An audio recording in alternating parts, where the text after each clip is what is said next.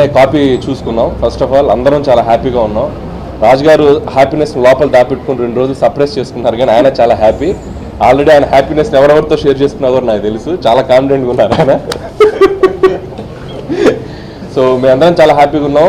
మేమైతే ఒక మంచి జెన్యూన్ అటెంప్ట్తో ఒక జెన్యూన్ సినిమా తీసాం. నో డౌట్, 1% కూడా డౌట్ లేదు, మంచి సినిమా అవుద్దని మాకు అందరికీ కాన్ఫిడెన్స్ ఉంది.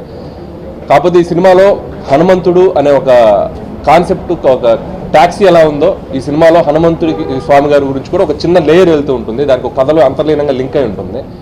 సో అందుకని మేము ప్రమోషన్స్లో ఆయన్ని దర్శించుకుంటూ అలా ప్రమోషన్స్ చేయాలని చెప్పి ఒక కాన్సెప్ట్ రాజు గారు సజెస్ట్ చేశారు. అది మా అందరికి బాగా నచ్చి ఫస్ట్ మన జంగారెడ్డిగూడెంలో స్టార్ట్ చేశారు. ఈరోజు కరీంనగర్ డిస్టిక్లో కొండగట్టు అనే హనుమంతుడి స్వామి వారి ఆలయాన్ని దర్శించుకొని అక్కడ ఫ్యాన్స్కి 2 సాంగ్స్ వాళ్ళకి ప్రజెంట్ చేయబోతున్నాం కరీంనగర్లో.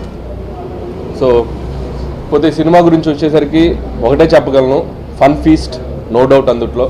కాకపోతే పటాస్కి దీనికి నేను తీసుకున్న ఒక కేర్ ఏంటంటే దీంట్లో కొన్ని జెన్యూన్ ఎమోషన్స్ ఉంటాయి.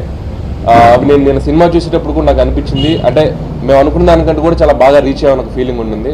సో ఈ జెన్యూన్ ఎమోషన్స్ని ఆ ఎంటర్టైన్మెంట్కి కరెక్ట్గా బ్యాలెన్స్ చేసాం. సో మా అందరం ఒకటే నమ్మాం, మంచి సినిమా.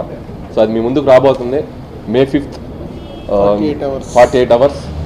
డ్యూరేషన్ కూడా 2 hours 22 minutes. పర్ఫెక్ట్, మీ ఎంటర్టైన్మెంట్కి ఎటువంటి మీకు ఇబ్బంది లేకుండా ఉంటుంది.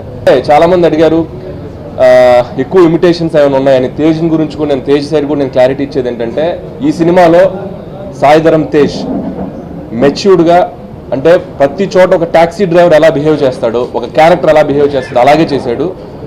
మేము ఒకటే ఫాలో అయింది ఈ సినిమాలో ఒక రీమిక్స్ సాంగ్.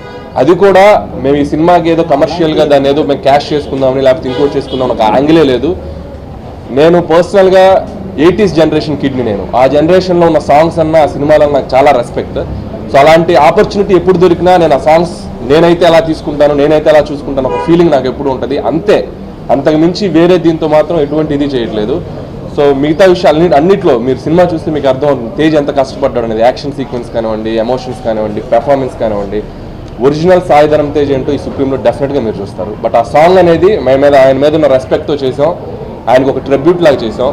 సో విజువల్స్ కానీ ఎక్కడా కాంప్రమైజ్ కాకుండా, పాపం రాజు గారికి ఆ సాంగ్ బడ్జెట్ చెప్తే ఆయన సో అంత ఖర్చు పెట్టారు ఆ సాంగ్ గురించి. సో రాశి కన్నా తేజ్, చిరంజీవి గారిని రాధాని అంత మ్యాచ్ చేయకపోయినా కూడా మేము వాళ్ళ దగ్గరగా వచ్చామని అయితే నమ్మకం ఉంది. సో మిగతా అన్ని elements, entertainment, emotions, surprise elements చాలా ఉన్నాయి ఈ సినిమాలో. ఇందాక రాజు గారు అన్నట్టు ట్విస్ట్లు అన్నారు కదా, అలాంటి ఒక సర్ప్రైజింగ్ ఎలిమెంట్స్ ఈ సినిమాలో చాలా ఉన్నాయి. సో డెఫినెట్గా మీ అందరూ ఈ సినిమాలో కొన్ని ఎపిసోడ్స్ గురించి స్పెషల్గా మెన్షన్ చేస్తారు అంతవరకు సినిమా రిలీజ్ తర్వాత. సో ఆ కాన్ఫిడెన్స్ అయితే మా అందరికి ఉంది.